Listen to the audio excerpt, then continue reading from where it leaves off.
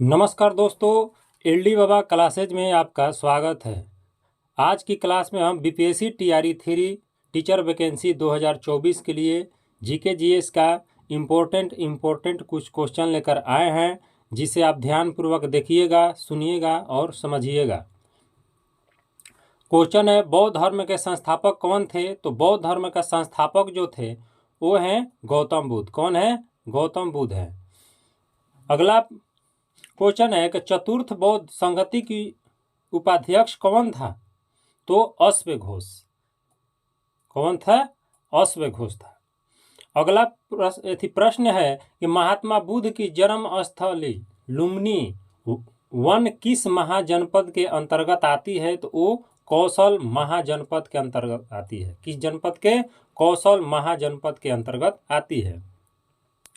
अगला प्रश्न है कि महात्मा बुद्ध की सौतेली माता का नाम क्या था? तो सौतेली माता का नाम था प्रजापति गौतमी। प्रजापति गौतमी नाम था। अगला प्रश्न है कि बुद्ध के प्रथम 2 अनुयायी कौन कौन थे? तो कालिक तथा तपासु। कालिक तथा तपासु थे। अगला प्रश्न है कि बुद्ध ने कितने वर्ष की अवस्था में गृह त्याग की थी? तो बुद्ध ने 29 वर्ष की अवस्था में अपना घर त्याग दिया था, यानी गृह जो था वो त्याग दिए थे। अगला प्रश्न है कि महात्मा बुद्ध द्वारा दिया गया अंतिम उपदेश क्या था? तो महात्मा बुद्ध द्वारा दिया गया अंतिम उपदेश था वो सभी वस्तुएं क्षरणशील होती है, अतः मनुष्य को अपना पथ प्रदर्शक स्वयं होना चाहिए। अगला प्रश्न है कि किसे लाइट ऑफ एशिया के नाम से जाना जाता है? तो लाइट ऑफ एशिया के नाम से जाना जाता है महात्मा बुद्ध को जाना जाता है। अगला प्रश्न है कि चतुर्थ बौद्ध संगति किसके शासन काल में हुई? तो कनिष्क कुषाण वंश के शासन काल में हुई। किसके काल में हुई? कनिष्क कुषाण शासन काल में हुई। अगला प्रश्न है कि बौद्ध धर्म के त्रिरत्न कौन कौन थे? तो बुद्ध, धम्म और संघ थे। कौन कौन थे? बुद्ध, धम्म और संघ थे। अगला प्रश्न है बुद्ध की माता का नाम क्या था? तो महात्मा बुद्ध की माता का नाम जो था वो माया देवी था। क्या था? माया देवी था। अगला प्रश्न है कि बुद्ध काल में वाराणसी क्यों प्रसिद्ध था? क्योंकि हाथी दांत के लिए प्रसिद्ध था। क्यों था? हाथी दांत के लिए जो बनारस था वो प्रसिद्ध था बुद्ध के समय। अगला प्रश्न है कि तृतीय बौद्ध संगति कहाँ, कब तथा किसकी अध्यक्षता में हुई? तो पाटलिपुत्र में हुई 251 ईसा पूर्व में, और मोंगलीपुत्र 30 की अध्यक्षता में हुई।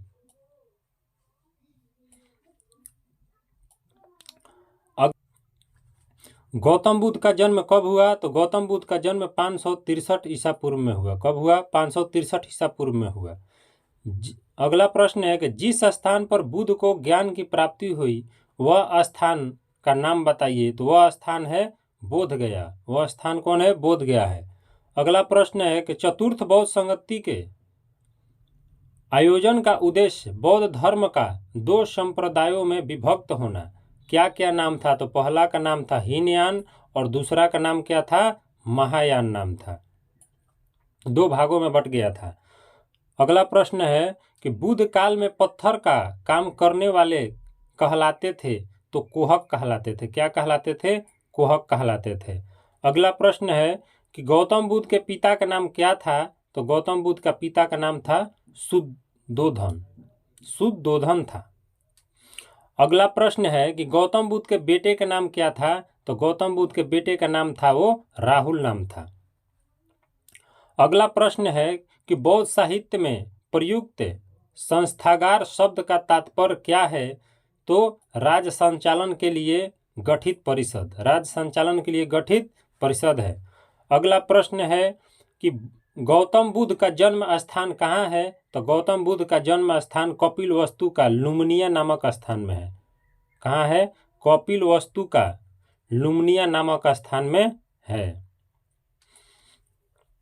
अगला प्रश्न है कि बुद्ध ने अपना प्रथम उपदेश कहाँ दिया? तो बुद्ध ने अपना प्रथम उपदेश सारनाथ में दिया। अगला प्रश्न है कि महात्मा बुद्ध के गृह त्याग की घटना क्या कहलाती है? तो महात्मा बुद्ध की गृह त्याग की घटना महाभिनिष्क्रम कहलाती है। महाभिनिष्क्रम कहलाती है। महाभिनिष्क्रमण। अगला प्रश्न है कि तृतीय बौद्ध संगति का आयोजन किसके शासनकाल में हुआ? तो सम्राट अशोक मौर्य वंश के शासनकाल में हुआ। किसके? तो सम्राट अशोक के शासनकाल में हुआ। अब पढ़ेंगे प्रमुख उपकरण एवं उनके कार्य पढ़ेंगे। तो बैरोमीटर का प्रयोग किया जाता है। तो बैरोमीटर का प्रयोग जो किया जाता है वायुमंडलीय दाब की माप के लिए किया जाता है। अगला प्रश्न है स्टेथोस्कोप का प्रयोग किया जाता है। कहाँ किया जाता है? तो हृदय और फेफड़ों की गति सुनने के लिए किया जाता है। अगला प्रश्न है कि कार्डियोग्राम का प्रयोग किया जाता है। तो कार्डियोग्राफ का प्रयोग जो किया जाता है वो हृदय गति की जांच के लिए किया जाता है। अगला प्रश्न है कि हाइड्रोजन का प्रयोग किया जाता है। तो अगला प्रश्न है कि हाइड्रोमीटर का प्रयोग किया जाता है। तो हाइड्रोमीटर का प्रयोग द्रव का अपेक्षित घनत्व मापने के लिए किया जाता है। द्रव का अपेक्षित घनत्व मापने के लिए किया जाता है। अगला प्रश्न है कि मोनोमीटर का प्रयोग किया जाता है। तो मोनोमीटर का प्रयोग जो किया जाता है पौधों की जड़ों के दाब के माप के लिए किया जाता है। किसके लिए किया जाता है? पौधों की जड़ों की दाब की माप के लिए किया जाता है। अगला प्रश्न है कि रेनगेज का प्रयोग किया जाता है। तो रेनगेज का प्रयोग किया जाता है वर्षा का मापन के लिए। अगला प्रश्न है कि रिएक्टर स्केल का प्रयोग किया जाता है। तो रिएक्टर स्केल का प्रयोग किया जाता है भूकंप की तीव्रता की माप करने के लिए किया जाता है। अगला प्रश्न है कि फेदोमीटर का प्रयोग किया जाता है। तो फेदोमीटर का प्रयोग जो किया जाता है वो समुद्र की गहराई के मापन के लिए किया जाता है। अगला प्रश्न है कि एनीमोमीटर का प्रयोग किया जाता है। तो एनीमोमीटर का प्रयोग जो किया जाता है हवा की शक्ति तथा गति की माप के लिए किया जाता है। अगला प्रश्न हाइग्रोमीटर का प्रयोग किया जाता है। तो हाइग्रोमीटर का प्रयोग जो किया जाता है वो वायुमंडल की आर्द्रता की माप के लिए किया जाता है। किसके लिए किया जाता है? तो वायुमंडल की आर्द्रता की माप के लिए हाइग्रोमीटर। और हाइड्रोमीटर जो होता है वो द्रव का अपेक्षित घनत्व का माप बताता है। अगला प्रश्न है कि सिस्मोग्राफ का प्रयोग किया जाता है। तो सिस्मोग्राफ का प्रयोग जो किया जाता है वो भूकंप मापी यंत्र में किया जाता है। अगला प्रश्न है सक्सटेंट का प्रयोग किया जाता है। तो सक्सटेंट का प्रयोग किया जाता है दो वस्तुओं की कोणीय दूरी के माप के लिए किया जाता है। अगला प्रश्न है कि अमीटर का प्रयोग किया जाता है। तो अमीटर का प्रयोग पहियों द्वारा की गई दूरी को मापने के लिए किया जाता है। अगला प्रश्न क्रेस्कोग्राफ का प्रयोग किया जाता है। पौधों को वृद्धि के माप के लिए क्या किया जाता है? क्रेस्कोग्राफ का प्रयोग किया जाता है। अगला प्रश्न है टोकोमीटर का प्रयोग किया जाता है। तो टोकोमीटर का प्रयोग जो किया जाता है वायुयान की गति मापने में किया जाता है। किसका किया जाता है? वायुयान की गति मापने में किया जाता है। अगला प्रश्न है कि सफिग्मोमोमीटर का प्रयोग किया जाता है। तो रक्त दाब में प्रयोग किया जाता है। किसमें? रक्त दाब में प्रयोग किया जाता है। हम पढ़ेंगे मध्यकालीन भारत का इतिहास। गुलाम वंश की स्थापना किसने किया था? तो गुलाम वंश की स्थापना कुतुबुद्दीन ऐबक ने किया था। किसने किया था? कुतुबुद्दीन ऐबक ने किया था। कुतुब मीनार की नींव किसने डाली थी? तो कुतुब मीनार की नींव डाली थी कुतुबुद्दीन ऐबक ने डाली थी। अगला प्रश्न है कि 2.5 दिन का झोपड़ा किसने बनाया था? तो 2.5 दिन का झोपड़ा जो बनाया था वो कुतुबुद्दीन ऐबक ने बनाया था।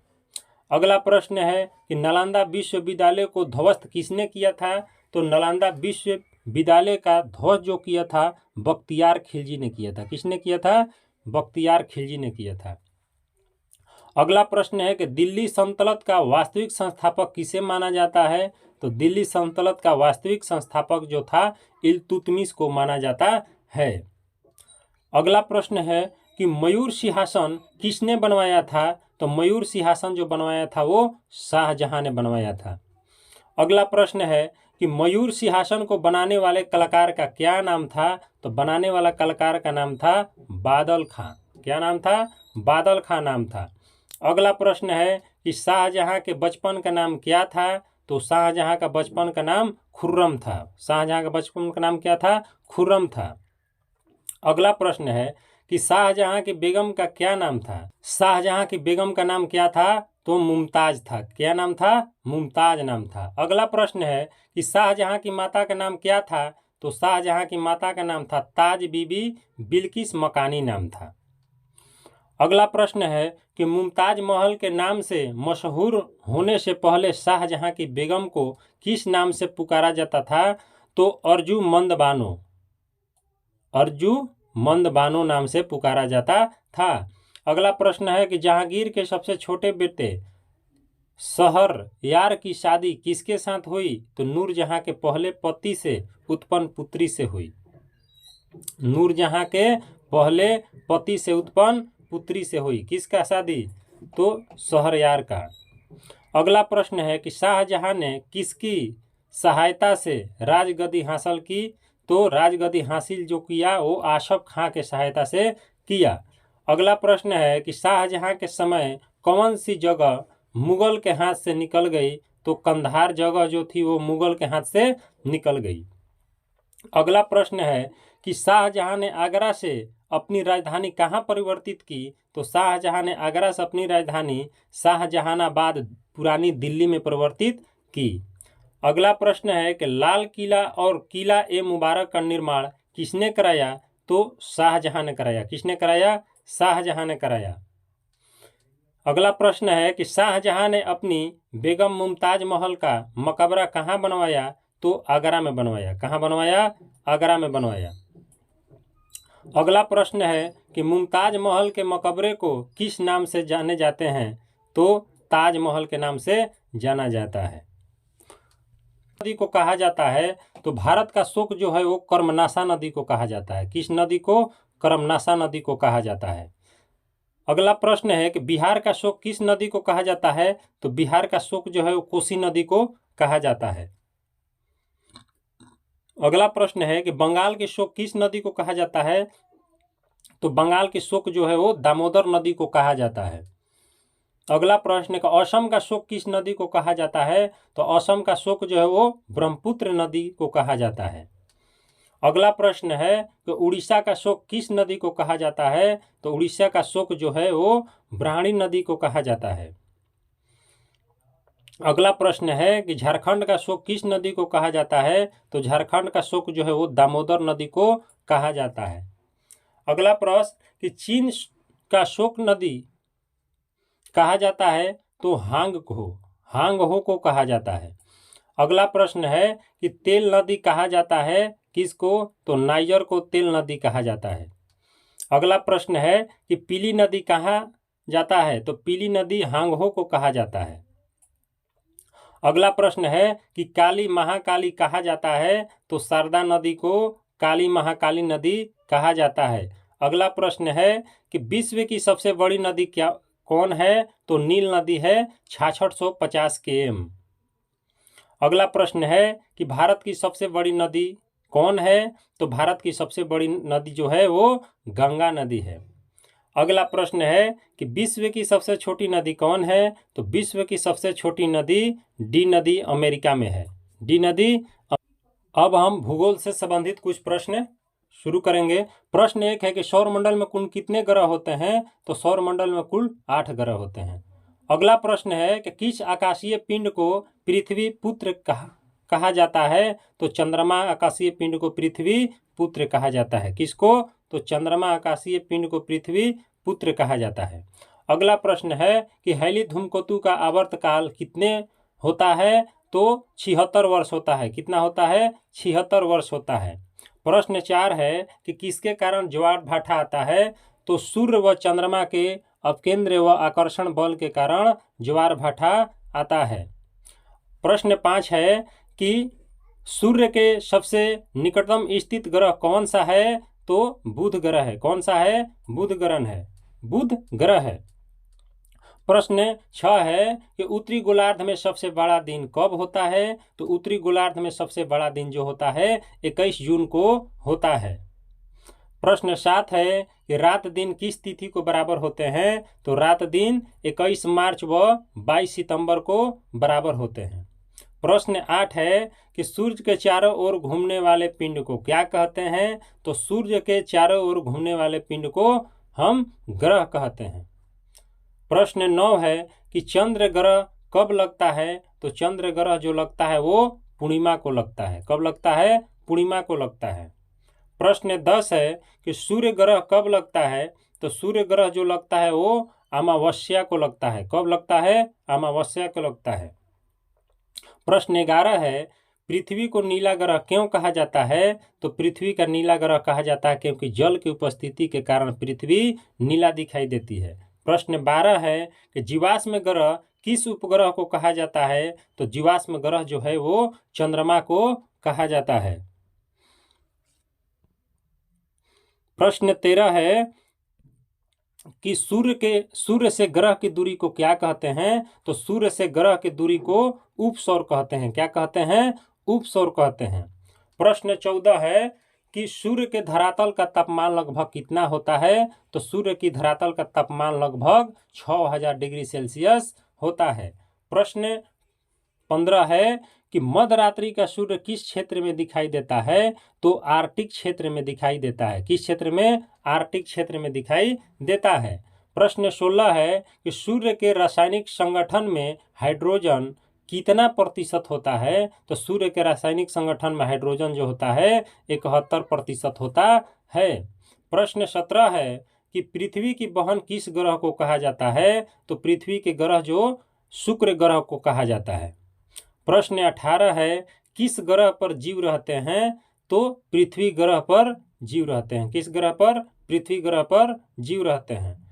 प्रश्न 19 है कि पृथ्वी का उपग्रह कौन सा है? तो पृथ्वी का उपग्रह जो है वो चंद्रमा है। कौन सा है?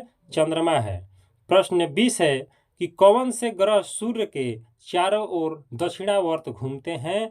तो शुक्र व अरुण। शुक्र व अरुण ग्रह जो होते हैं पृथ्वी के चारों ओर दक्षिणावर्त घूमते हैं। प्रश्न 21 है निक्स ओलंपिया कोलंबस पर्वत किस ग्रह पर स्थित है? तो मंगल ग्रह पर स्थित है। किस ग्रह पर? मंगल ग्रह पर स्थित है।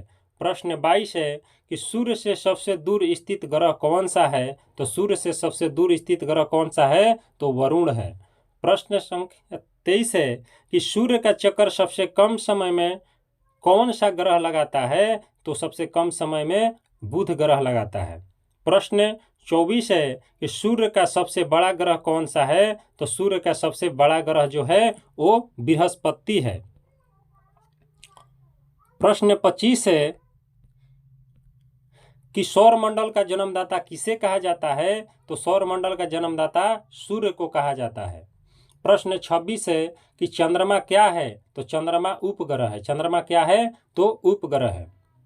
प्रश्न 27 है कि पृथ्वी से चंद्रमा का कितना भाग देख सकते हैं? तो पृथ्वी से चंद्रमा का हम 57% भाग देख सकते हैं। प्रश्न 28 है कि ब्रह्मांड में विस्फोटी तारा क्या कहलाती है? तो ब्रह्मांड में विस्फोटी तारा जो कहलाती है अभिनव तारा कहलाती है। क्या कहलाती है? अभिनव तारा कहलाती है। प्रश्न 29 है कि सौरमंडल की खोज किसने किया था? तो सौरमंडल की खोज जो किया था कोपरनिकस ने किया था। किसने किया था? कोपरनिकस ने किया था। अगला प्रश्न 30 है कि सूर्य द्वारा ऊर्जा देते रहने का समय कितना वर्ष है? तो 1011 वर्ष है। 1011 वर्ष है।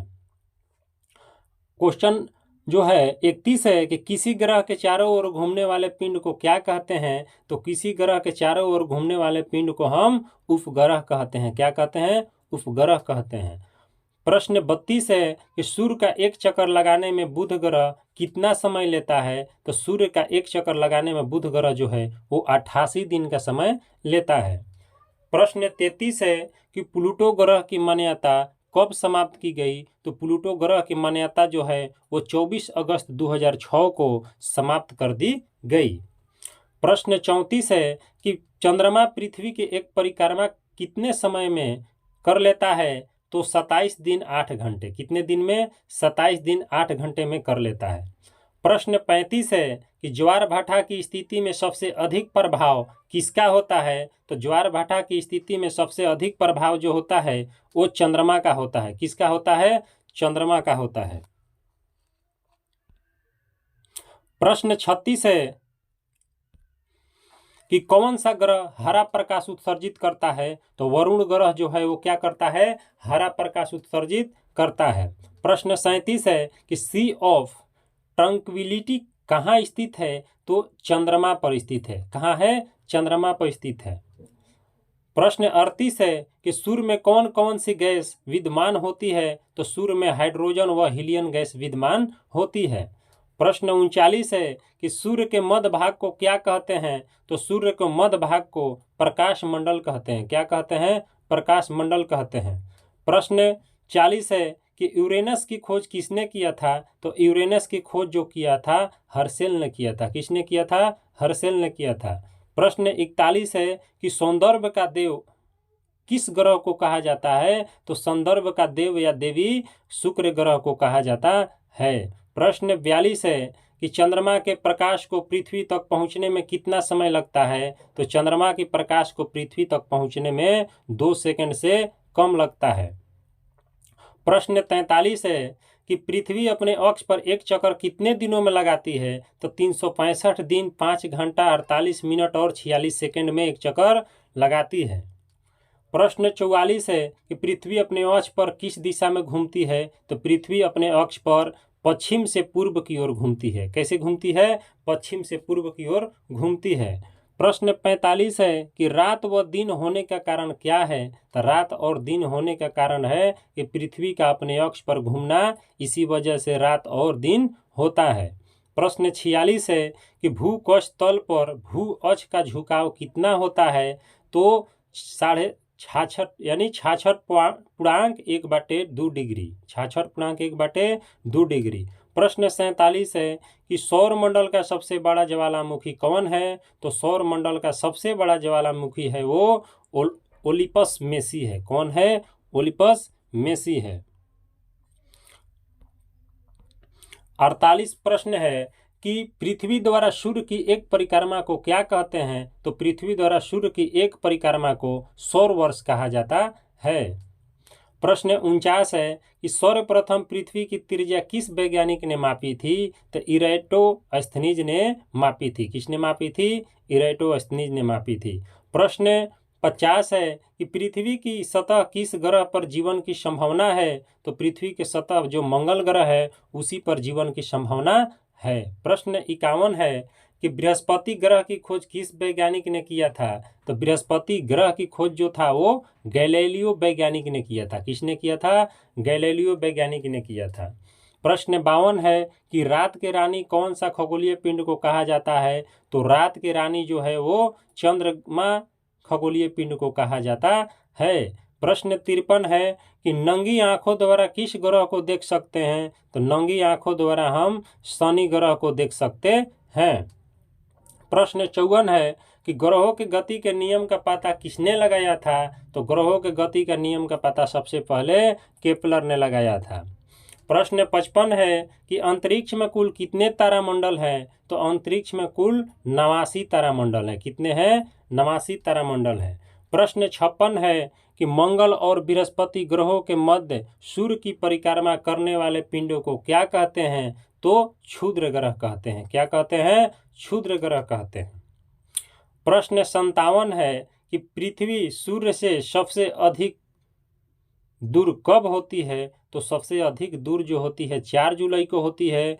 और प्रश्न 58 है कि पृथ्वी सूर्य के निकट कब होती है? तो पृथ्वी सूर्य के निकट जो होती है वो 3 जनवरी को होती है।